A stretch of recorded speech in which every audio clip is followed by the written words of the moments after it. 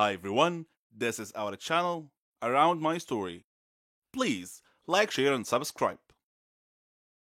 Lorsque la plupart des gens pensent à la dépendance, ils pensent automatiquement aux drogues.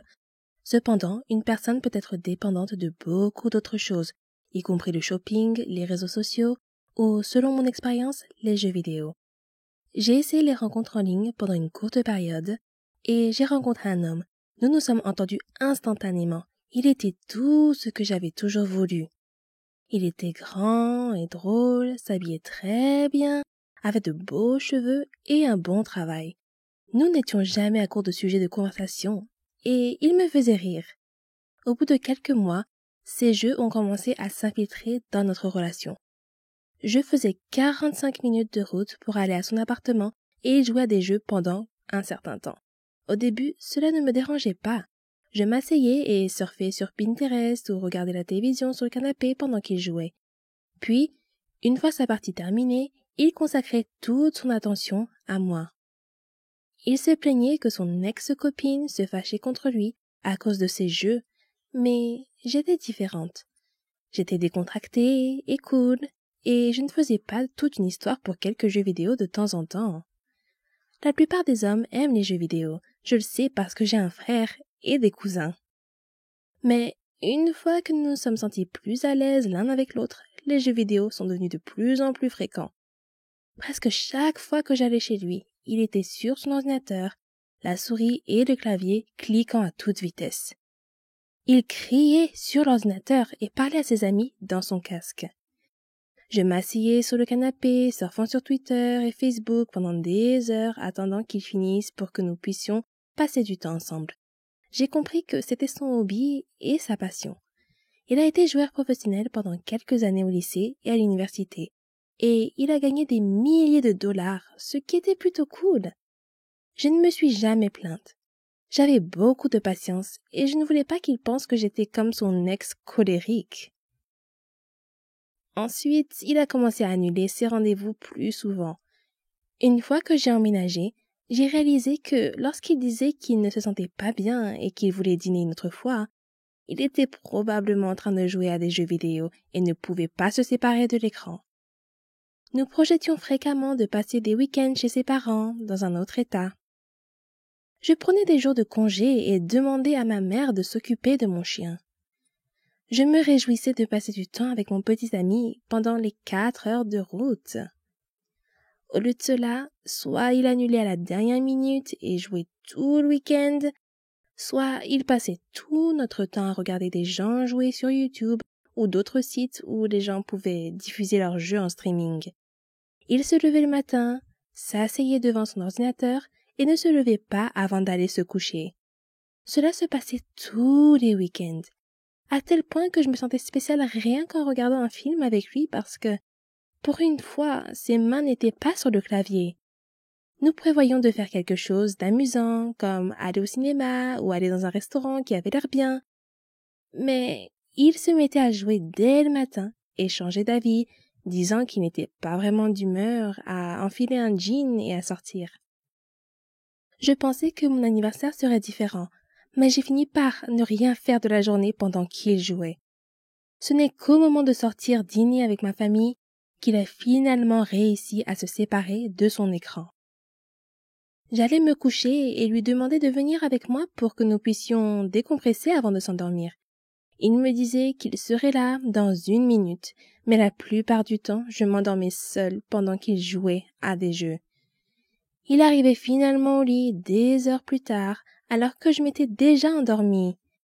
Je me suis rendu compte qu'il avait un problème après notre rupture et j'ai enfin compris que ce n'était pas un comportement normal. C'est bien d'aimer les jeux vidéo, mais quand cela prend le dessus sur votre vie et détruit plus d'une relation, cela pose un problème. Il a admis qu'il avait une dépendance aux jeux vidéo. Mais tant qu'il n'aura pas reçu d'aide, il sera toujours en couple avec son ordinateur. Vous savez, parfois la vérité est encore plus étrange que la fiction, surtout si vous avez un sombre secret dans votre vie qui vous mettra en danger s'il était révélé. C'était mon cas. Et voici mon histoire. Je m'appelle Charlotte et j'ai 17 ans.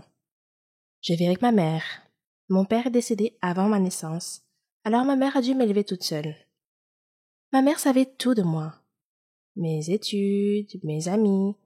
Elle avait certaines règles que j'étais censée suivre. Par exemple, il était interdit de manger à l'extérieur, je ne pouvais pas être amie avec quelqu'un sans qu'elle sache tout sur lui avant, etc.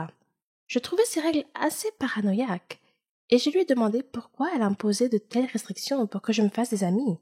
Elle m'a répondu simplement que, de nos jours, on ne peut faire confiance à personne. Mais ce n'était pas une réponse très satisfaisante. Et quand je lui ai demandé ce que cela signifiait, elle n'a rien dit de plus.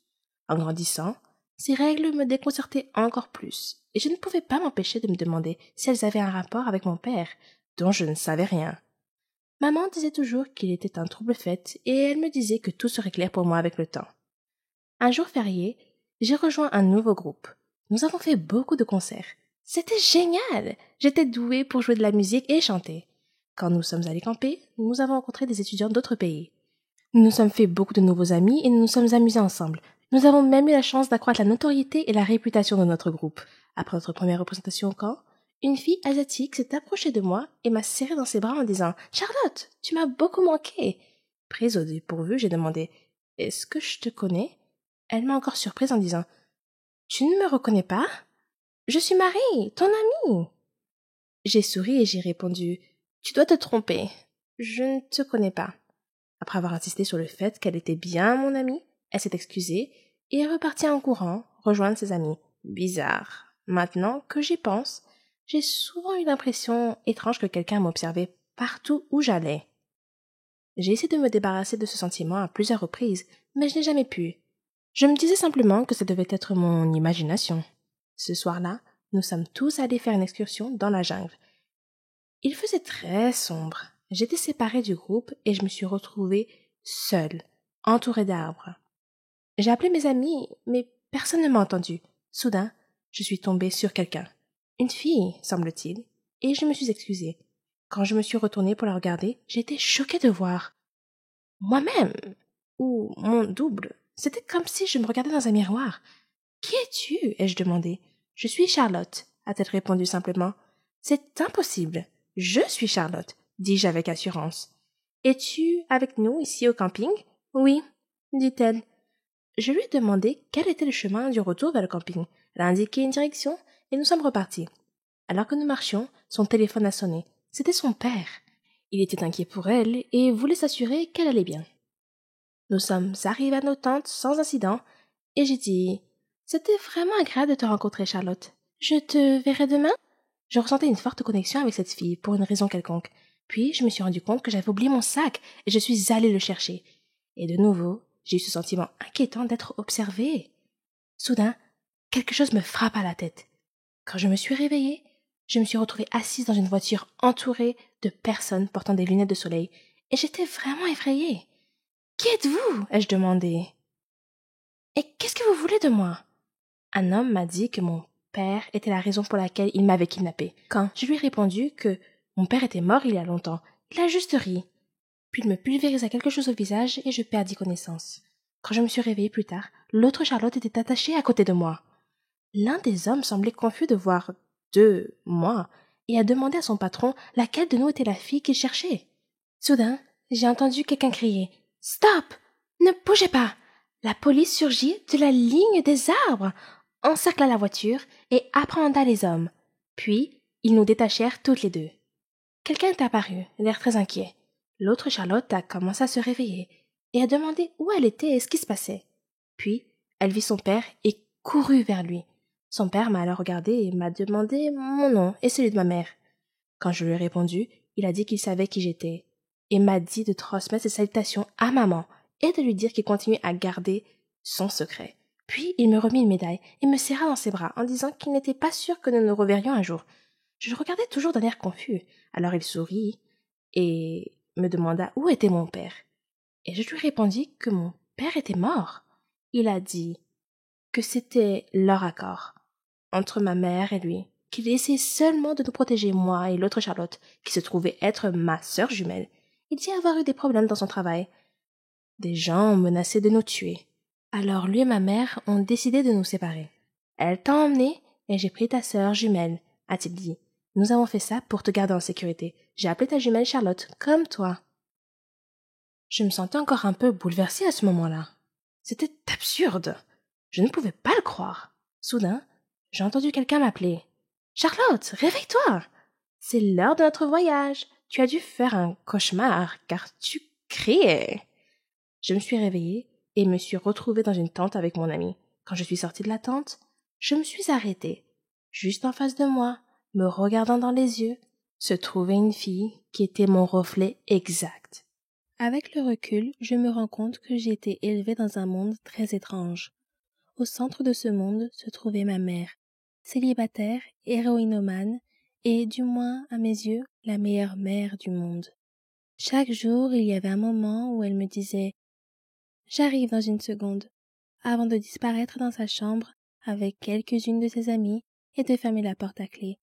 À 7 ans, je restais longtemps devant cette porte fermée à clé, essayant d'imaginer ce qui se passait de l'autre côté. Il m'a fallu des années pour comprendre ce qu'elle faisait là-dedans. Pendant longtemps, j'ai pensé que les adultes faisaient une sorte de sieste. Ils sortaient de cette pièce si calme, si détendu et si joyeux. J'avais l'impression de rater quelque chose, car même après des nuits complètes de sommeil, j'étais toujours fatiguée. Je voulais devenir exploratrice plus tard, et je savais que cela me demanderait beaucoup d'énergie. Ma mère avait énormément d'amour à donner, et c'est moi qui en recevais le plus. Nous jouions ensemble tous les jours pendant des heures, et nous rêvions d'aventures ensemble. J'étais Link, elle était Zelda, et notre mission était de vaincre le méchant démon qui vivait à quelques pas de notre maison dans l'ouest de l'Autriche. Tout d'abord, nous devions nous procurer une carte, afin de pouvoir localiser le démon et le détruire. Si ma mère était trop fatiguée pour notre mission, elle devait boire une potion à base de gousses de pavot pour reprendre des forces. Ma mère recevait généralement ses amis chez elle, comme Werner, qui m'a dit qu'il tirait son énergie de la nature et des arbres. Werner me racontait toujours les heures de gloire du club de football autrichien, tandis que le petit ami de ma mère, Adam, m'a appris à jouer aux échecs quand j'avais 6 ans. Il avait appris à jouer pendant son séjour en prison. Le seul mensonge que ma mère m'ait jamais raconté est sans doute que mon père était mort dans un accident de voiture avant ma naissance. Ce n'est que des années plus tard, lorsqu'Adam et elle sont devenus abstinents, qu'ils m'ont expliqué que mon père biologique était mort d'une overdose d'héroïne. Après avoir passé quelques mois en prison pour possession de drogue, il avait pris sa dose habituelle, mais sa tolérance avait baissé pendant qu'il était en prison, et la dose s'était avérée trop forte. Dans sa douleur, ma mère enceinte a envisagé de se suicider, mais un livre qu'elle a lu l'a convaincue qu'elle se réincarnerait sous la forme de vie la plus inférieure si elle le faisait. À l'école, j'étais un peu une enfant turbulente, grossière et mal élevée, mais c'était la norme là où j'ai grandi. Nous vivions dans un grand appartement vert au rez-de-chaussée d'un immeuble. Nous ne faisions confiance à personne qui se donnait la peine de frapper à la porte principale, car seule la police et le facteur le faisaient. Pour moi, c'était la même chose. Tous les autres passaient par le balcon et entraient directement dans notre salon. Un visiteur fréquent était le dealer de ma mère, que nous appelions le grec. Une fois, alors que maman était dans sa chambre, le grec m'a forcé à boire un verre avec lui. Je n'avais que